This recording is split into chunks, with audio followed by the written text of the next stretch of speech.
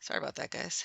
If we do all those things, we used the cholesterol that we could. We got rid of the cholesterol with the little Roomba vacuums as we could. And if there's still cholesterol left over, it's usually because we ate too much, then it's possible that our immune system will try to take care of it. And this is called the scavenger pathway. But what happens is our white blood cells try to get rid of the cholesterol and instead it doesn't work. That's what we wanted to do, but instead the cholesterol gets stuck in this inflammatory process in the vessel. And so when the blood is supposed to go through, that vessel isn't as wide, and sometimes knocking into this cholesterol can lead to clots. And sometimes this cholesterol can get so big that there's barely any blood squeaking through. So anytime we try to increase our activity, we'll have chest pain, or we throw a clot off or completely occlude this, and then we can cause problems, whatever is over here, whether it be the brain, the heart, the legs. That's not going to get enough blood flow. So if the person has tried to change their diet to bring down the overall amount of cholesterol in their body, increasing exercise usually helps to bring the HDLs up. So we always give people a chance, hopefully, to bring down their LDLs through dietary changes and bring up their HDLs through exercise. But as we know, people are sometimes not able to do that. Either they just have trouble making those lifestyle changes, or maybe they do and there's a genetic component to the way that they metabolize cholesterol. And so it's good that they made those healthy changes, but they're going to need medication too. And we don't give people a long time to figure that out, because people that are overweight with an elevated cholesterol are at very high risk for a heart attack. Add diabetes to that, or hypertension, or other problems, then the risk for a heart attack goes up very, very high. So we need to bring that risk down so they don't have some major event. So the way we can do that is give medications that change the way fat and cholesterol are processed in the liver so that we can bring those down. We won't create as much of it. And that we can do that by changing enzymes that operate in the system. So this HMG-CoA reductase enzyme is important in taking the cholesterol that was absorbed into the liver and helping to make the LDLs, VLDLs, and HDLs. Another biosynthesis for triglycerides, which is putting the free fatty acids together, takes place in the liver, and that's a different enzyme that assists with that. It's a lipolipase is what it's called, enzyme that helps with the manufacturing of triglycerides to go around the body. So we can alter both of these enzymes to decrease production of the cholesterols and the triglycerides so that we can decrease the levels in our bloodstream and hopefully stop that plaque buildup and open up the vessels a little bit better. So there are two main lipid-lowering agents that will be on the exam. One is the HMG-CoA reductase medication, which blocks that enzyme. Those are all the statins. And our prototype medication is atorvastatin, which is Lipitor. That was the first one that was made. So the therapeutic class of this medication is to bring down cholesterol or anti-hyperlipidemia. The pharmacologic or mechanism of action is to change the activity of HMG-CoA reductase. And the prototype medication is atorvastatin. So we have another class of medications we can use, which are the fibric acid agents. They are good at bringing cholesterol down, but they're much, much better at bringing triglycerides down than atorvastatin is. So this is a medication that brings down cholesterol and triglycerides. Its mechanism of action is to block that lipolipase enzyme, and our prototype is gemfibrozol. So you will notice, even though our test will have gemfibrozol and atorvastatin, you will notice that more often people would be prescribed fenofibrate, which is like Tricor. Those are more often prescribed than gemfibrozol. That was the first one that was made, so sometimes that's why they use that as the prototype, but you might not see that in practice. So statins, though, are really the gold standard. It's best to use statins to bring cholesterol down. It is the most effective way to bring cholesterol down, and it also brings down or decreases the risk of MI in all the patients that take it, especially if you're diabetic. It's not exactly sure why. It does seem to decrease inflammation. It's for somewhat, and that's what tends to decrease the MI risk. So it's very good medication to do that. It can be given with or without food, and it's best to give it at night. I've seen the hospital formularies decide that it's to prescribe it in the morning just with all the morning meds, but it is best at night because the activity of the enzyme HMG-CoA reductase, it's most active at night. So usually it's recommended to take the medication at night. It is a pregnancy category X, so you cannot use it in pregnancy, and no grapefruit juice because that could increase the risk of toxicity, so you get too much of it. What was our blood pressure medication that you can't use grapefruit juice with? Does anyone remember?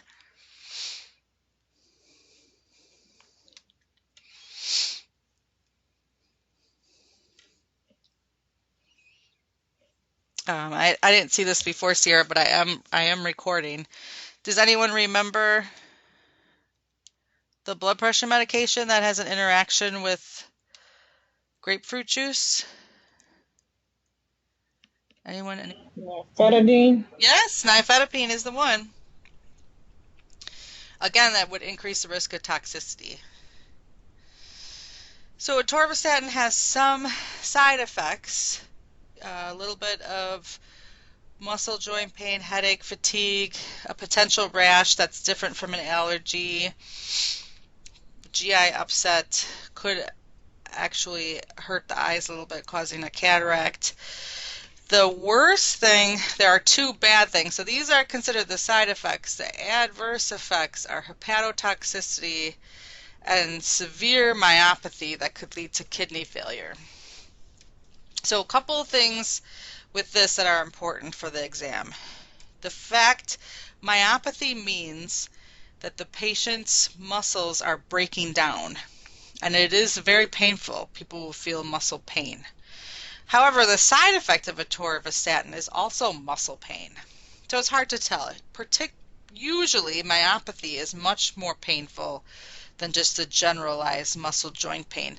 But everybody's different, and in the beginning the myopathy might not feel as severely painful as it could be later on. So if anyone complains of muscle pain, it should be taken seriously, and there's a way to distinguish with a blood test if it's muscle pain that's a normal side effect that'll get better over time, or if it's muscle pain that means the muscles are being broken down and could potentially gum up the kidney. And that's a blood test called a CPK. This is measuring an enzyme that is in skeletal muscle.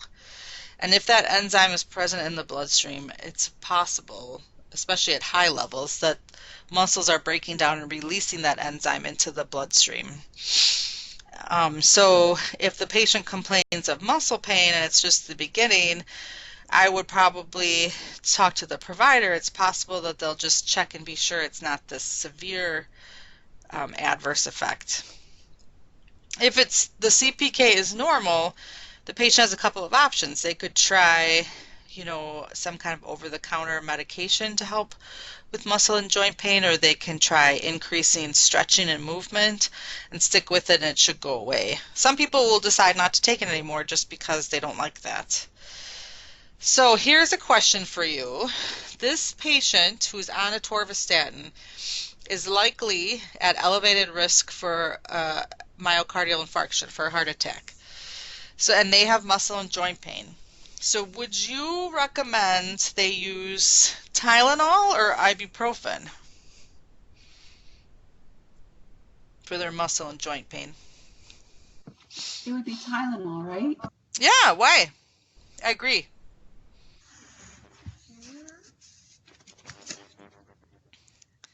Wouldn't the ibuprofen interact with the? No. What does ibuprofen? Well, it's for inflammation. Right. So it's not necessarily a bad medication for joint and muscle pain. It's not bleeding. Because, oh, goodness gracious, Natalie, thank you for sharing. I don't want people to feel afraid to share. But remember, ibuprofen doesn't cause bleeding. Aspirin does. Ibuprofen is actually pro-clot. So the reason we would avoid ibuprofen in someone with a risk of heart attack is because it could promote a heart attack. Because it's aspirin that has that relationship with platelets where it changes the function of the platelet for 7 days. Ibuprofen does not. The reason why people have bleeding ulcers if they take ibuprofen is because ulcers bleed. So this, I think you should keep telling yourself this, because remember the final exam is a cumulative exam, that ibuprofen actually increases your risk of clots. And it's aspirin that increases the risk of bleeding. So that's actually why we would avoid ibuprofen with a patient who's at risk for cardiac event. There's a tiny, tiny, tiny percentage of people who are on atorvastatin that will develop hepatotoxicity. Sure. And hepatotoxicity is obviously liver problems. So we know Tylenol can cause liver problems too, but it's a very tiny amount of people that have a liver issue.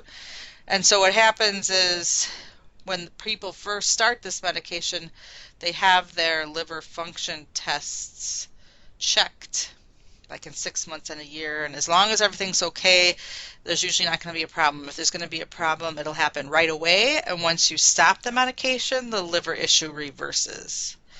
So important thing to remember with this medication is that we have to check liver function in the beginning, that we have to distinguish when someone has muscle pain, whether it's just a mild side effect or this adverse effect that could lead to kidney failure, and that if someone has mild muscle joint pain, it's really best that they use Tylenol because we don't want them to get a clot. Okay, and then fibrates are, that's the one that blocks that lipoprotein lipase enzyme that helps to make the triglycerides. And it can increase HDLs, but it does not have much effect on LDLs, and has not been shown to decrease mortality from heart disease like atorvastatin does. So atorvastatin is a much, much, much better choice. But it's possible that the patient can't take atorvastatin. They could be allergic. They could have had too much muscle pain. They could have had the beginnings of that myopathy or hepatotoxicity, so they have to take something else. So it's not our first choice, but we could do it. It's definitely the best choice if your triglycerides are too high. So it does have some similar side and adverse effects, and it's worse if you take this type of medication with a statin. They shouldn't really be taken together. It's one or the other. So side effects kind of similar, except for the eyes and muscle pain. Can have some mild GI issues. If the person has gallbladder disease, like they've had a history of stones or other gallbladder attacks, they probably shouldn't take it. because it'll change how they process fat and bile. It has a similar effect with a severe myopathy and liver toxicity, but that risk of myopathy is much, much greater if they're taken together, and that's why we avoid it. So it's always better to take a torvastatin or a statin. If you have to, you can take fibrates or gemfibrozol, and you shouldn't take them together. So that's our cholesterol med, and we're taking the cholesterol med because we're trying to avoid some kind of heart event. We don't want to get angina or a heart attack. So what is the difference between stable and unstable angina?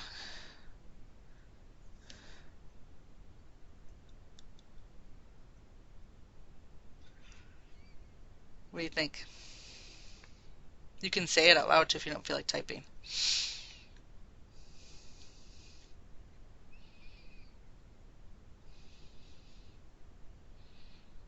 No idea.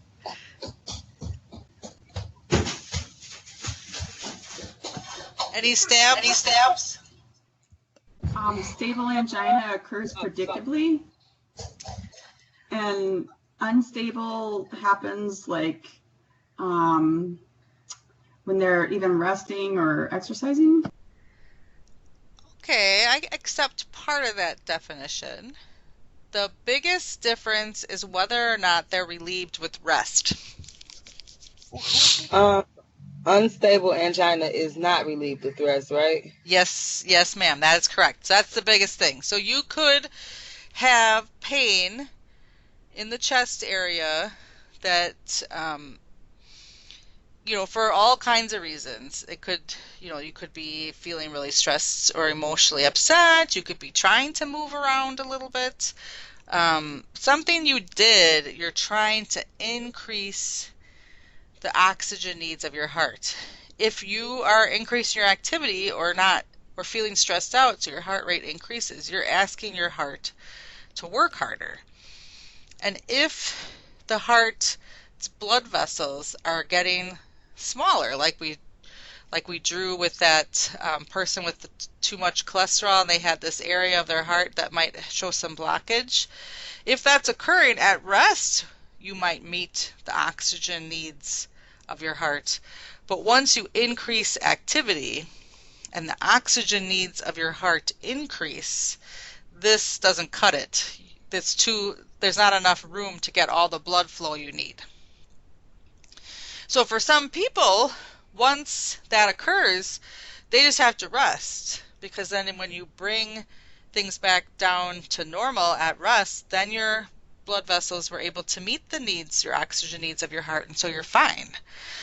But for some people, that was whatever activity it was is the triggering event, or as was stated, it just happens out of nowhere. You're not actually doing anything. It doesn't go away with rest. It actually will require something else. Unstable means you're going to have to do something. So it could be medications. It could mean that you need to get to the hospital to have some kind of intervention.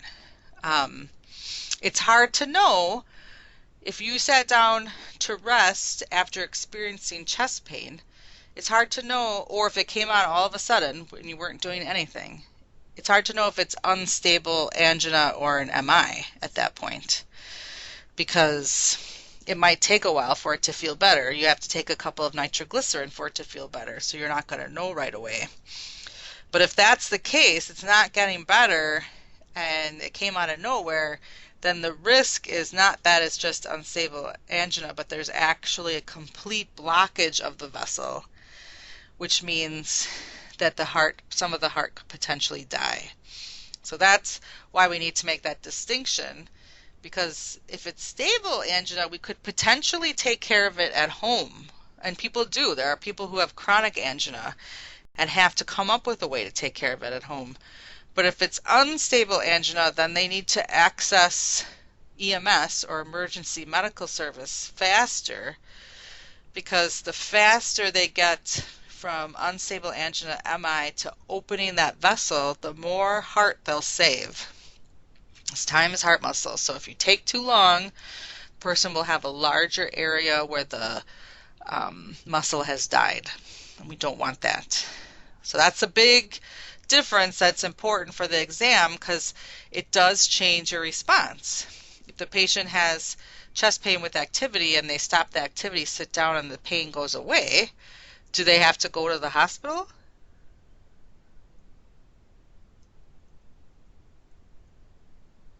No. No, they don't. I mean, they probably need to keep their provider informed. If it's the first time it happened, they probably need to let the doctor's office know, but they don't have to go by ambulance to the emergency department because it's stable. It's not completely blocked.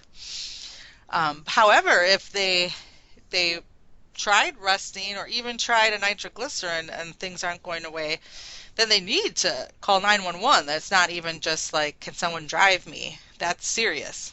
So definitely need to know that for the exam because you have to know what to tell people to do. These other two types of angina that are listed there are just there so in case you come across them in your practice. A silent attack or a silent heart attack means that the person had an area that died in their heart, or they have issues with, at times where their heart isn't getting enough oxygen, but they don't feel the pain from it.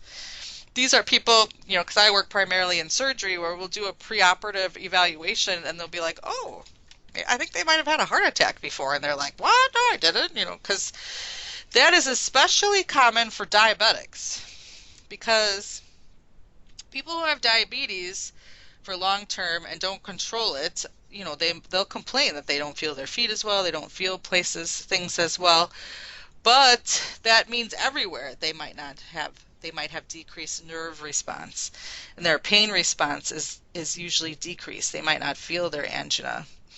Prince metals is a specific type of angina that's related to spasming of the vessels, not atherosclerosis. So that's just for your information. You don't have to memorize that. What we want to be sure is that you know the difference between stable and unstable angina. So this is the last slide we'll talk about before we go on lunch break, because the treatment for angina is also going to target the heart, but it's a little bit different. Our treatment goal is a little bit different than when we were worried about congestive heart failure. When the person had congestive heart failure, their heart was too weak. So we were trying to make it easier for the heart to work, but also kind of tell the heart muscle to work better. So we got rid of the fluid for the preload, and we decreased the blood pressure for the afterload, and then we gave digoxin to make the person's heart pump more effectively. But with angina, we can't stress the heart. So we could never, never, never give digoxin to someone who's having angina or heart attack, because we want to take all work away from the heart as fast as possible, because it's not getting enough oxygen. So I'm not going to make the heart work faster if I'm already not meeting oxygen requirements. So my medication targets are the same. I want to try to affect preload, afterload, and contractility, but the way I do it and my whole goal is slightly different. So I want to decrease afterload and preload, and I also want to decrease contractility. I want to take every bit of work away from the heart because it isn't getting enough oxygen.